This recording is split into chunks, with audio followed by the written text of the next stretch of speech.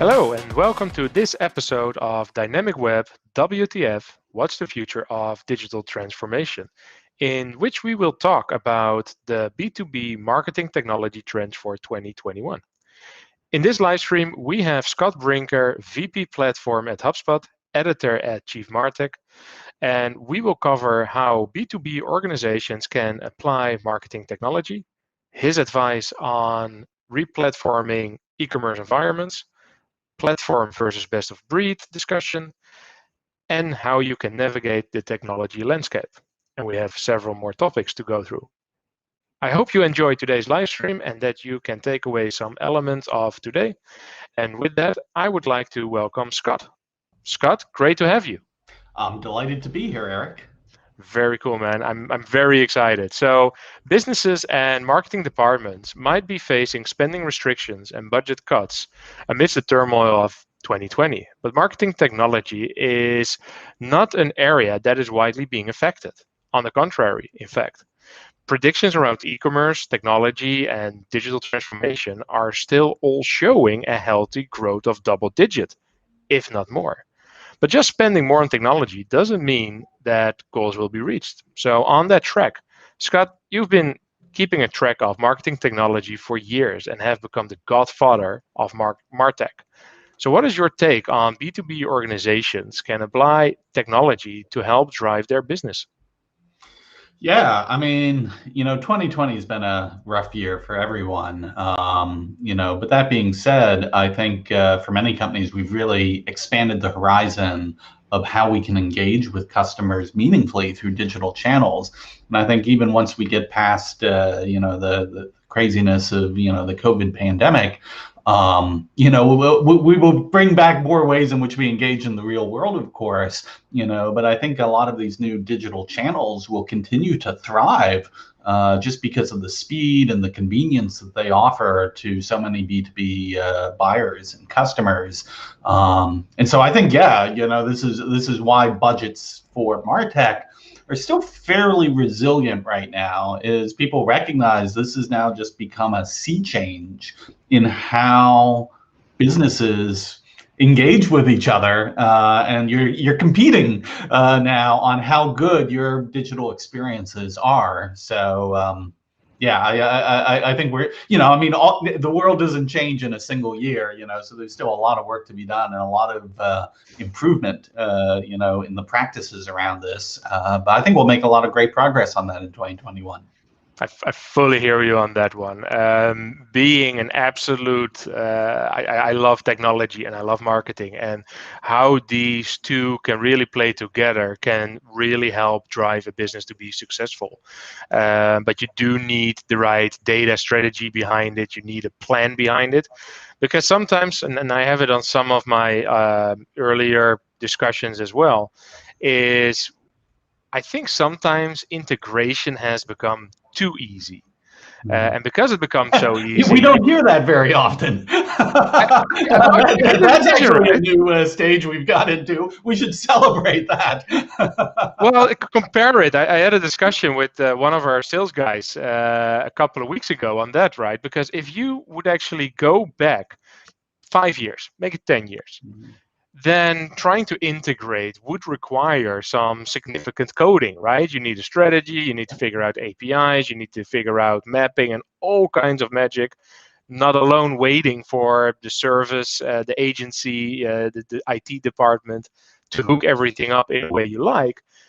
These days, you go to a Zapier, a Workato, or whatever API middleware solution, and marketing operations has system A hooked up to system B in a matter of what, hour and a half if they have a slow day? Yep. No, I mean, it's impressive. And so I think part of it's, all those integration platform as a service tools, have really done a marvelous job, in connecting what was a very disconnected landscape. But I also have to say, I feel like, the platform companies too, I'm biased here, obviously, but, that the platform companies, are making real progress in opening up more API surface area, and whether you're doing this through an iPaaS or even a direct integration, between two products. I think, yeah, I mean, again, what I was reacting to was you saying, integrations almost become too easy now. Well, Yeah, we should just take a moment to celebrate that because, not to say that there aren't other challenges that we now have to, manage as well, too. But boy, year after year, survey after survey, the number one barrier people claimed was holding them back on MarTech was integration. So, we're not done with the journey yet, but man, that's it's kind of cool to see that milestone. yeah, no, I do agree, and I'm quite happy with it as well because I can go into most systems and just hook it up, course correct if data doesn't flow 100% how it should be. You have Power Apps, you have Zapier, you have Workato, and then of course you have direct integrations, and even those are becoming easier these days. Sometimes with some middleware parking lot where you can park the data just to be picked up 5 minutes later. You name it. But now the element that I do see as a challenge with that is that it's becoming so easy, is that almost literally everyone can do it. So if you have a big international team, you have departments going rogue. You have additional cost. Protecting the data quality also becomes sometimes pressured, I guess, simply because you can add so much additional technology. And well, one of the things technology does do sometimes is break. And right? Yeah, no, I think it's a totally fair concern. I mean, you could argue this is the pattern that technology takes, that basically, you start out, the technology is very inaccessible, nobody can do it. And so that's the biggest problem is, oh my goodness, it's so hard to do this. But then you go up this curve where it becomes easier and easier. In fact, the phrase I would use would be it becomes more democratized. More people can do this. This is very much a pattern we're seeing right now with all these no-code tools, for instance. In fact, you could argue things like Zapier and Workato, right? They're kind of no-code tool themselves. But now, yeah, you get to a place where, okay, now the challenge is we've got so many people who are empowered. The challenge becomes the governance around this. How do we make sure that what these people are doing is good? That there's a coherence to it, that the guardrails are in place. And yeah, I mean, some of these platforms are better at this than others. But I think again, this is the way technology works: is you solve one problem, you solve one roadblock, everything moves forward. And then you come to the next one, and you're like, okay, well, we got to figure this one out. And I'm kind of an optimist on this thing. I think this is a solvable problem. I think if you look at a lot of how the larger no-code, low-code platforms, are being built and deployed, is that actually becomes one of their selling features. Is they're like, here are the mechanisms we put in place to provide that sort of governance and safety net and make sure that things are being done well. Fully agree, and I think that the no-code approach does make things so much easier. That there is, of course, a risk, which is basically moving it back to the organization, which has nothing to do with the technology itself, right? It's the structure around it that becomes challenging. And maybe jumping to another element, which I would very much love your thoughts on, is personalization, right? Personalization engines, personalization options. There are some bigger vendors and even analysts out there that slowly start to kick certain personalization acceptation to the curb, right? Personally, I'm a big fan of personalization. I've had the luck of implementing something as simple, personalized, let's say, front page a couple of times, and just the ability to, let's say, do some personalization based on IP data, which I'm also a fan of. Yes, right now it's a little bit challenging, but still, there's enough body behind to do something like that. But if you are able to create that hybrid model based on IP available data to personalize on, and then you combine that with implicit, explicit, you name it, it grabs your audience in the first critical 10 seconds. and then based on the rest of their behavior on a website, yeah, it can take over. What is your take on personalization? So I actually have a slightly contrarian view on personalization, which is odd. Like I'm a technologist. I love the technology. I'll be the first to acknowledge that, in particular, the evolution that's happening with machine learning, around personalization has gotten really good. It's really impressive. But that being said, I think, to be honest, most of the problems I see with companies is not that they aren't personalizing their content. It's the fact that their content kind of sucks. I mean, like, personalized bad content is Yeah. nowhere near as valuable as non-personalized good content, and I sometimes feel like, I mean, this is the nature of technology again. It's like we can't help it. It's like a human bias. Like, we are always looking for the silver bullet, Hmm. and MarTech is always so tantalizing and tempting as a silver bullet. But for all the benefits that MarTech can give us, it's almost entirely predicated, on the actual products and offers and underlying content, that we're in a position to offer. And I've just seen too many companies that don't invest in getting that right. Then they spend a bunch of money on personalization. It doesn't work, and they're like, "See, that personalization technology sucks." I'm like, "What?" I very much like that you take it to that level as well, because I think you're spot on. How often do you land on a website and it takes minutes to figure out what the heck they're selling? Right? That gets the that gets the blood under your nails at some moment, right? So I certainly hear you on that one. And yeah, the personalization, I also don't think it's a technology problem. It's mostly a business problem. Getting personalization, you can go with the simplest of simple website technology, either getting another plugin or additional Java code or whatever installed, and personalization is within hand reach. But then indeed, I think what you're also work to is it's actually the challenge of the company. I've worked at some moment at a company where we were starting to do simple front page and product pages personalization. Technology wise, we had it installed in 90 minutes. The discussion about what content has to go where took 3 months.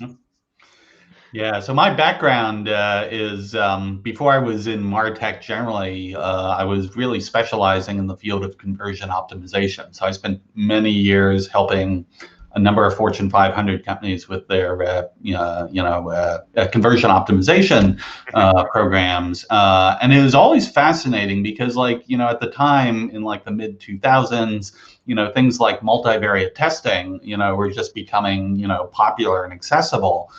But it's interesting because, like, when you look at a customer journey with multivariate testing and you have, like, whatever it is, like 5, 6, 7 different elements, each of which has, 2, 3, 5 different variations, Mhm. you get into this combinatorial situation where the particular combination that any one customer might see, like, marketers' minds, we don't think that way. We think very linearly. Like, we're very good at storytelling and narratives.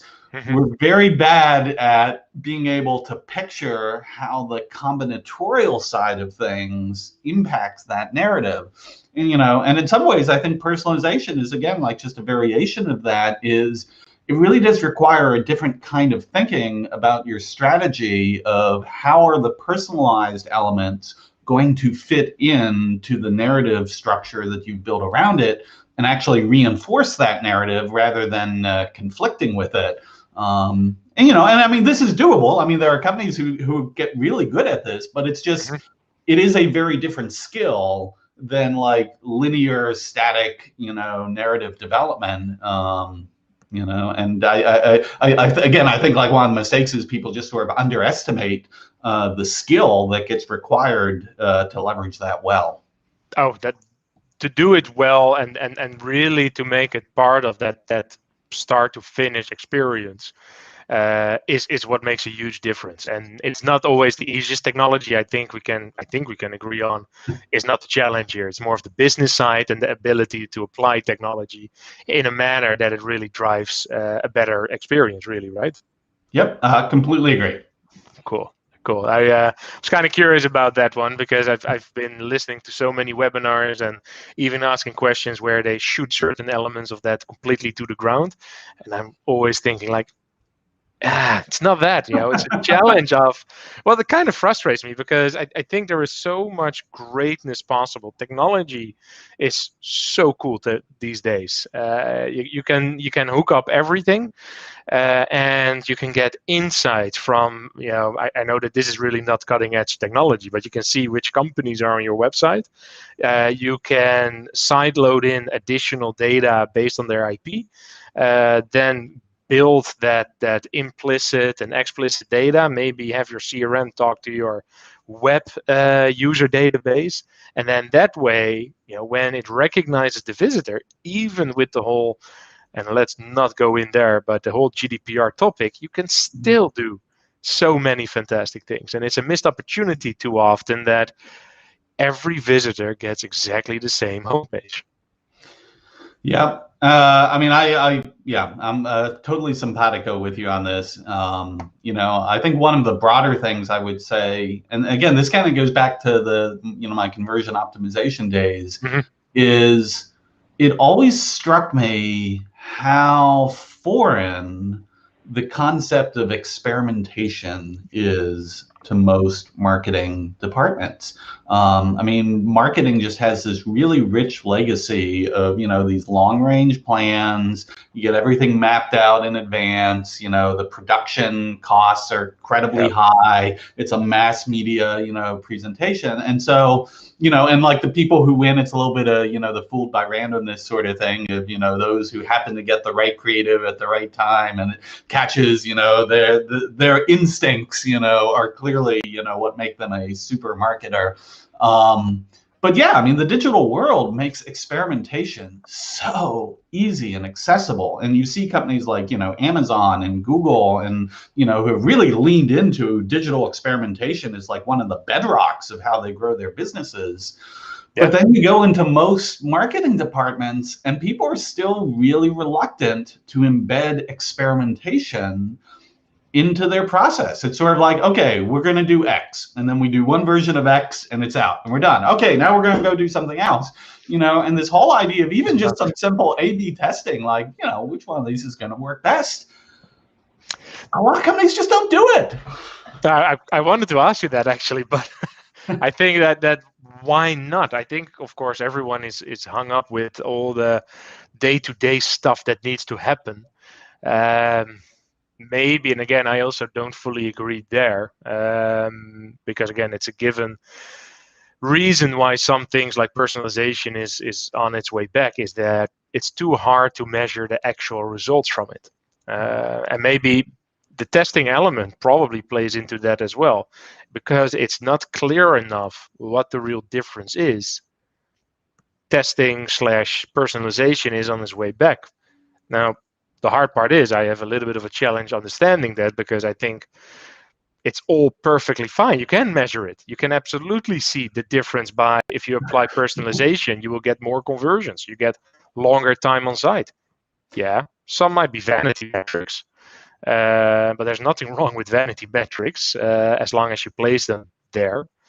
I think there's a big difference between vanity metrics and proxy metrics, where like a vanity metric is something that, we can say there's really no correlation, to business outcomes further down the road, which there's some of that. But I think, particularly in B2B, right? I mean, you're dealing with long sales cycles, long lifetime customer value, periods. Obviously, right? You can't, do anything, in like a real time, and say, yes, okay, well, let's wait 2 years and see how this experiment worked out. Yes. So you have to find proxies. But the truth is, particularly with all the business intelligence capabilities that we have now, It's actually pretty easy to like do the historical analysis to see, okay, what is the relationship, between these variables that are happening up at the top of the customer journey, and then these variables in the middle, and then these variables at the end, and you get those correlations. They're not perfect,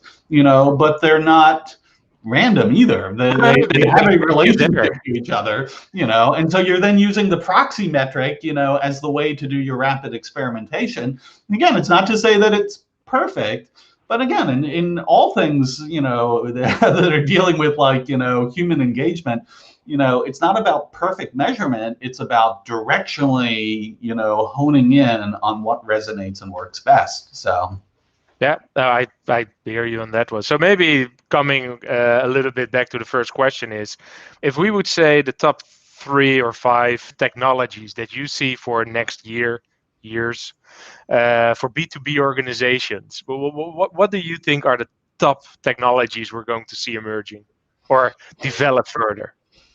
yeah, I mean, so I think there's a few interesting ones. So I've been doing a lot of research lately on the rapid evolution of like the no code Hmm. universe, which again to me isn't just about, no code is in like building little apps, although there's a lot of that. It's really this idea of saying giving non-specialist business users, just any regular marketer, the capabilities to do things that previously they would have had to either like wait for someone, in a centralized expert team to get to, if they Hmm. ever got to it, or spend a bunch of money to hire someone externally, to do it, or just not do it, right? There's a bunch of these things that fall into the category of like, well, I would really like this, but I can't wait 6 months for it. I can't spend $20,000 to have some external vendor like create it for me. So I guess I'll Hmm. just live without it, And what a lot of these no-code tools are doing is they're saying, oh,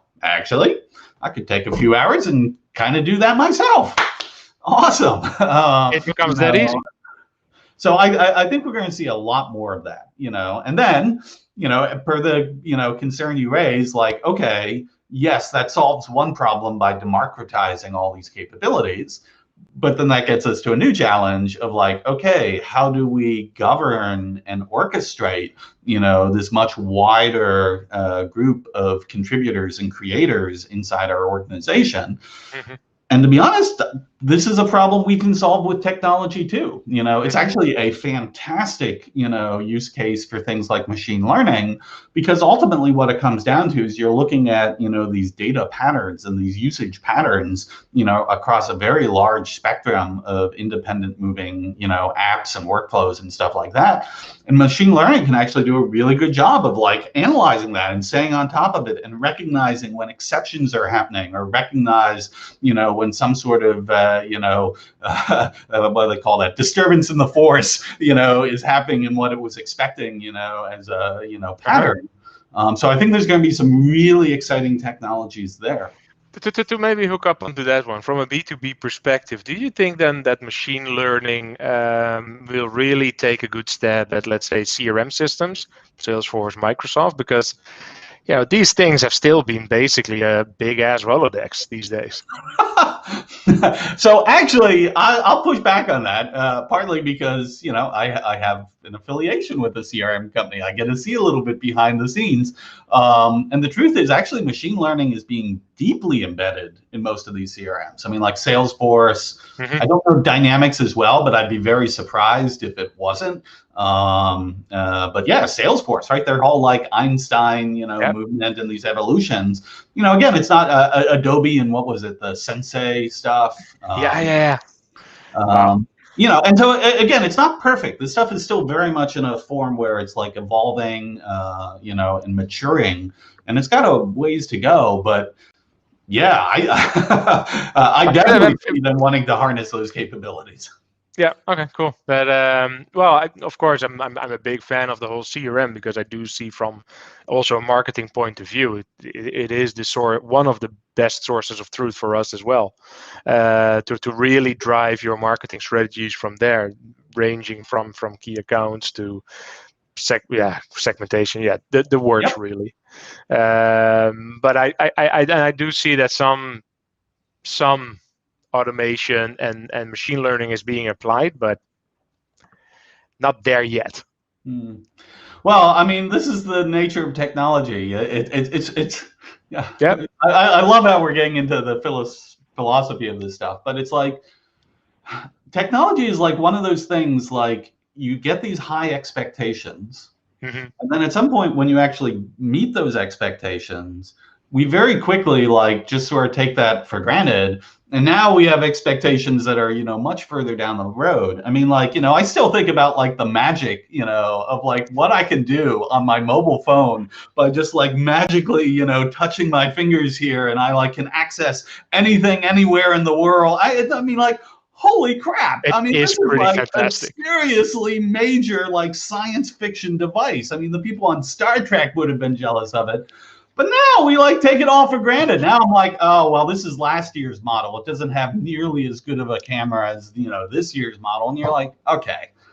But it is freaking amazing what you can do, right? You can do so much with that. Just near field to geograph everything, right? You walk in, your lights go on. Heck, your coffee machine wakes up when you actually hit the restroom in the morning.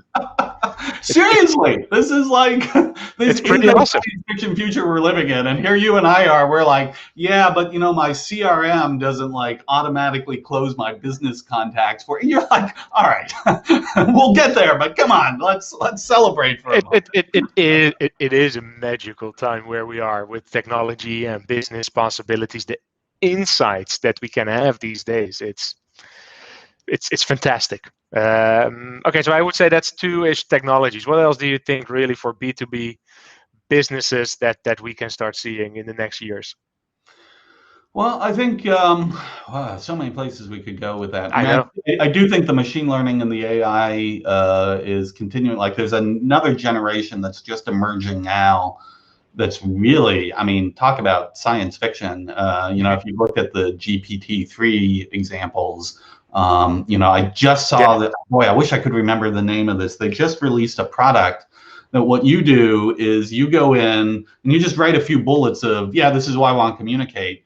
And then, this GPT engine backed SaaS product like writes this like beautifully crafted email from it, and if you don't like the way it wrote that one, you hit a button and it tries it and like rewrites it in an entirely different style, and you're like, holy crap. So I'm one of those people that like, I labor over emails. This is why I'm always behind in my correspondences. I'm always like, well, is this like this sentence? I mean, I know what I want to say. I know the like, main points, but I get hung up in like, the language, which is a total flaw on my end. But yeah, you look at something like this and you're like, okay, yeah, here's the main points, do it. And what it writes is a hell of a lot better than what I would have been able to craft myself anyway. And so, yeah, I mean, I think you're going to see a variety of these tools. Like there's that, what is it, the tool, for podcasts and videos, Descript. If you haven't looked at that, and like you go in and you want to change the text of the recorded podcast, you're typing the text and it is changing the audio accordingly, and you're like, what the hell? This is like incredible, and so I think these next couple of years we're just going to see an explosion of these tools that when you first look at them you're going to be like, this is just magic. No, I've been waiting for that. A couple of years ago I started implementing relatively smart chatbots, conversational marketing, if you will, chatbots with a playbook and all kinds of automation connected to it. And although it was really cool because the only thing they've done was slapping different technologies together, making it quite strong. From there on, though, where it really became fun is, why don't we have a chatbot with machine learning just yet, where you can actually pinpoint chatbot, this is my website. I have this good, bad, good web pages on it. Now, go make magic. Do it. Yep, I am quite certain we will see that here within. Like, if that appeared in 2021, it would not surprise me at this point. I mean, don't get me wrong, I'll still be amazed when I see it. I'll be like, that's friggin' awesome. But yeah, we are on the cusp. What is that, like the, what they call it, like, in a function, it's an inflection point. Where basically, the curve of what is possible, has hit an inflection point here, where I think just some of the innovations we'll start to see rapidly in succession. It's going to blow people's minds. So, I mean, again, I study this stuff like 24/7, and I still get amazed by the stuff I'm coming across. I'm like, wow.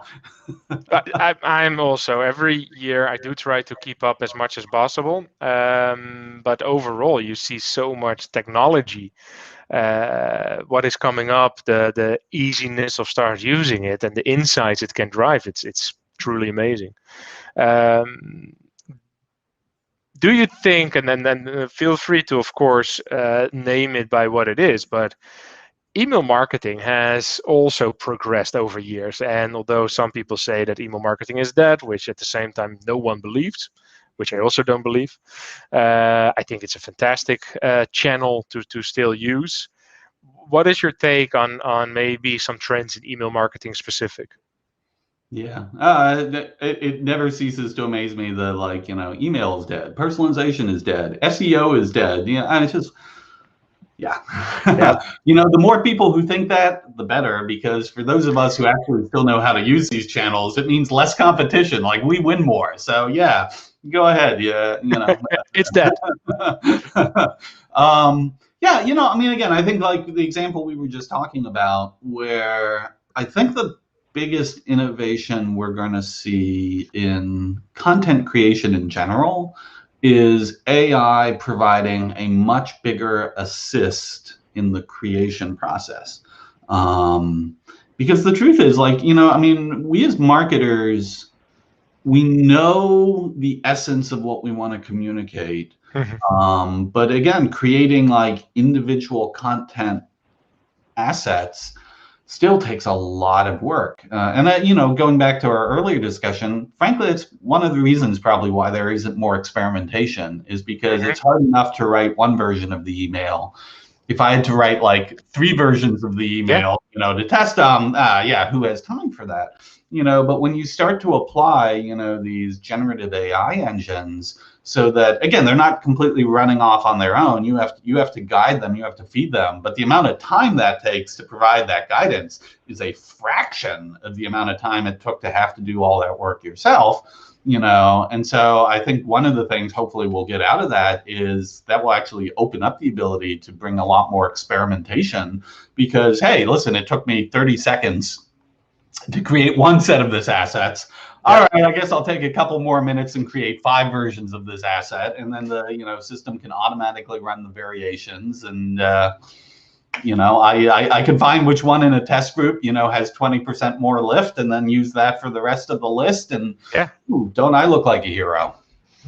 I do think that certainly in email marketing, because it's such a controlled channel, and when your lists are any decent size, and honestly, I think with 5,000 people, it's already at a size you can start getting significant testing numbers out of it.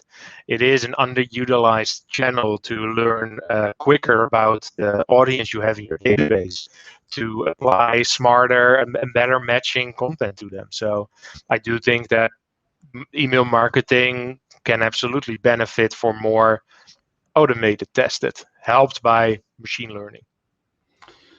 Yep. So I don't know. There's not an aspect of MarTech that I don't think is going to get better and much better in the next few years. So it's a good time. It is. So maybe as well, and as you're also the VP of platform at HubSpot, I'm not sure how colored this question will be, but an often question that I think everyone in technology struggles, not sure if that's the right word, but struggles with, is what is your approach to platform versus best of breed? It's a classic. Yeah. I mean, and thank you for that setup. So I would actually argue the way that question has traditionally been framed is suite versus best of breed, with the idea being that the suite gives you everything you need, it all works together, but you're limited to what's in the box, versus best of breed is, hey, take whatever you want from the open market, but it's up to you to figure out how to get it all connected. And I actually think the platform strategies are a way of breaking that dichotomy and basically saying, listen, it makes sense. You probably do want a common foundation, something that becomes your underlying system of record, your underlying system of engagement, as a way to orchestrate and coordinate, all these different things. But you really want that platform to be open, so that you can plug in any of the other capabilities that you want. And you want the freedom to choose the best capability from the open market that you think fits your needs specifically. And you expect that it will be able to then work, with the underlying platform that you're using. And I think the industry is collectively now headed in that direction. I mean, MarTech really did fight that for a very long time. I mean, even up until just a few years ago, there were, some of these very large companies who were like, yeah, no, just get our suite. That's all you ever need, despite the absolutely overwhelming evidence in the market that that was not actually what people wanted. And so, yeah, I think we are headed in that way. And I mean, again, like it was going back to, the crazy stuff of all these mobile phones. I mean, the reason they're so successful as platforms is because it has become so effortless for me as a consumer to say, oh, I like this particular app, and I can just bring it onto my phone and it just has the UI and it works and it's safe. It's, the fact that there's a million apps available for these things, it actually doesn't stress me out because I'm like, yeah, sure, there's a million, but I don't stress over, which of them I like. I find one that works for me that I like. I install it, I use it, I love it. If I don't, I ditch it. Move on in something else. And again, it will never be that easy, with business systems. These are obviously more complex, environments and complex stacks, but asymptotically, that's the direction we want this to go. And frankly, I don't see any reason why we can't get there. I think that's also a really good point. I think that is also for the past 10 plus years my thoughts as well. I love the suite/platform. It was never the only platform in place. There was always a need to anything else.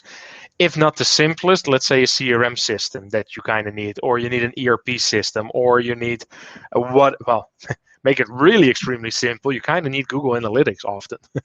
And then you're talking and integration already. Minor, but still. So yeah, I absolutely love the idea that platform is a great start, and it should really house a lot of the core elements that you need. And if a platform has that core element, I would say build around that. Does it offer enough of what you need? Great. Don't make your life harder, right? Don't add more integration. Don't add cost. Don't add specialisms. But there will often be, of course, an element where you are further along, more experienced than what the solution can really offer. And then it is absolutely key to look into other solutions, best of breed solutions. So yeah, I think that's really cool. Yeah, sorry, go ahead. No, I was just going to say, right? I mean, there's so much software out in the world. I mean, this anyone who thinks that one company is going to build it all and build it all perfectly to serve everyone in some sort of like Steve Jobs 1984 commercial or something, that's just not going to be, that's not the world we live in. And the thing that's crazy is there's actually no reason to fight that. I mean, the reason why, Apple is such a ridiculously, valuable company is not because they build every single app, that someone's going to use on the iPhone. It's actually because they've got a platform, and everyone builds apps for them, and every app that gets built for Apple makes Apple more valuable without them having to actually have done any work to get that. It's a brilliant model. Brilliant model. Platforms are cool when you can get that flywheel going. Yeah. Well, and that's as you're referring to, and that maybe brings me to another question. I was talking to, before we started recording, or we started this, I talked to Darren Ganatra from Hootsuite, and he's awesome, right? Honestly, great dude. And he really had a fun question as well. So he went into that the market is continuing to expand with new solutions. How can buyers possibly navigate the space? And you as a technology, I would love your answer because you have quite a list. You have the classic 8,000 landscape of technology list, which is fantastic. Oh, yeah, it's a crazy thing. So I think there's a couple answers to that. You know, the first is to understand what the criteria are that you are looking to buy a solution for. And I would argue that one of the criteria that's becoming important now is, does this tool have a good integration with my platform of choice? Mm-hmm. Because we've gotten to a place now where if, you know, the creator of a specialist app doesn't like do a great integration into the platform I'm using, then like I'm not so sure I want to buy it, because like, you know, then it puts the burden on me to either like have it out there as some sort of isolated silo, or figure out how I connect these together myself. And yeah, I think here in the 2020s, marketers are marketers are done with that. They want the vendors to do the work for them on the integration side. You know, so I think that frankly should be one of the criteria. But the other thing is, again, it's kind of like with, you know, the app store for like Apple or Google Play for Android, you know, whatever you prefer, is, you know, it's not about evaluating every single possible option and somehow finding that magically perfect, you know. When you have this abundance of software apps out there, the way in which you approach this is, it's what economists would call satisficing, which is to say, hey, I need to do X. Can I find an app that does X? Yes, I do. I get it. I plug it in. Is it possible there was maybe some other app that could have also done X? Well, yeah, but why should I care? I mean, if I get this one and it does what I want and it works great and integrates, I'm happy. You're there. Absolutely. So why I mean, I continue? think No, it's more fully of hear a you. challenge for the app creators of how do they stand out, how do they compete, you know, in that market. But for the buyers, yeah, boy, if you're trying to twist yourself into evaluating all 8,000 MarTech tools, please God, don't do that. No. That would be that will blow your mind and make you not a happy marketer. So absolutely, I hear you on that one. So I think as we're already having way too much fun, at least I have, is maybe to, so with your experience in marketing, technology, and everything, what would you share to any person, organization that is at some moment ready to re-platform their online and or e-commerce environments?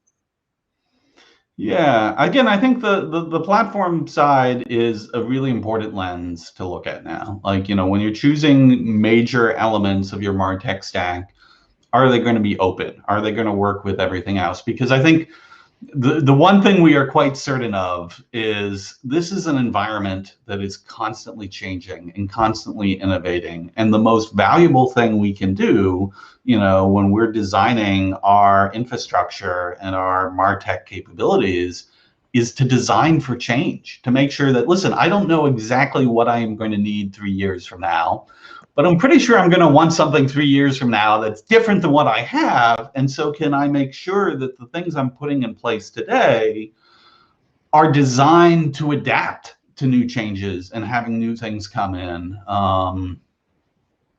That would be the number one thing on my list of, like, you know, design for change. It's your future self will thank you.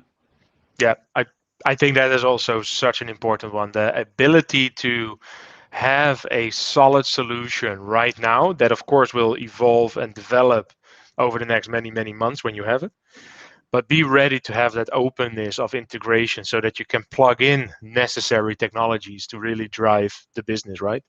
So absolutely. Scott, is there anything else you would like to cover? Because I've had plenty of fun here. Well, me too. Thank you so much for having me. Yeah, I could talk your ear off for hours on these things. So I, yeah, I better have that more you wrote to time. be an open-ended invitation. We'll never get off this. That is absolutely true. I suspect, and I would love every minute of that. But then in that case, it was great having you, Scott. Thank you for sharing your experiences. great insights. And I think the key takeaways for today were a platform with the idea of having an open integration space to other best-of-breed solutions if necessary.